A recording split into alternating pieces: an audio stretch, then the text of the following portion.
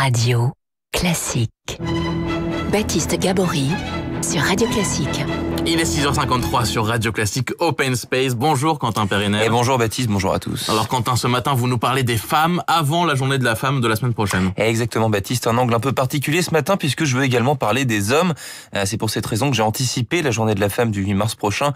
Pour être honnête, c'est un sujet que j'ai envie d'aborder depuis quelques temps dans cette chronique puisque l'idée s'en va puis elle revient à chaque fois que je discute avec une femme, que ce soit une collègue ou une amie, dès lors qu'on parle boulot, de nos open space respectifs et de ses vicissitudes.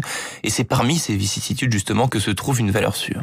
Par exemple, les techniques de drague lourdingue des collègues masculins. Bon, ça peut arriver évidemment, mais non, ce qui revient à chaque fois, ce sont les petites crapuleries entre femmes au bureau, de la petite remarque désagréable sur la façon de s'habiller, c'est assez fréquent, des petites mutineries, bandes organisées contre une seule et même collègue pour lui pourrir la vie, ou autres fripouilleries purement carriéristes, bref, des anecdotes que je découvre avec énormément d'amusement, d'autant plus que je ne suis pas une femme, vous l'aurez remarqué Baptiste, et donc ma condition d'homme me rend bien souvent incapable de déceler les petits jeux parfois malsains qui se trament entre deux ou trois collègues féminines. Alors ce que vous nous dites Quentin, c'est que les femmes, entre elles, sont intraitables, c'est ça ?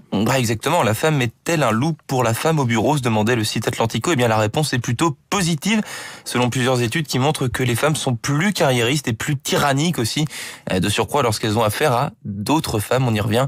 Et si mes amis ou collègues sont parfois de vraies pestes entre elles, elles le sont moins dès lors qu'une présence masculine vient prendre place dans leur open space. Et oui, c'est aussi quelque chose que j'entends très souvent, n'en déplaise à certaines. On ne dira jamais à quel point la présence d'un homme est salvatrice ou au moins bienfaitrice dans une équipe féminine pour rassurer, tranquilliser, apaiser les éventuelles tensions.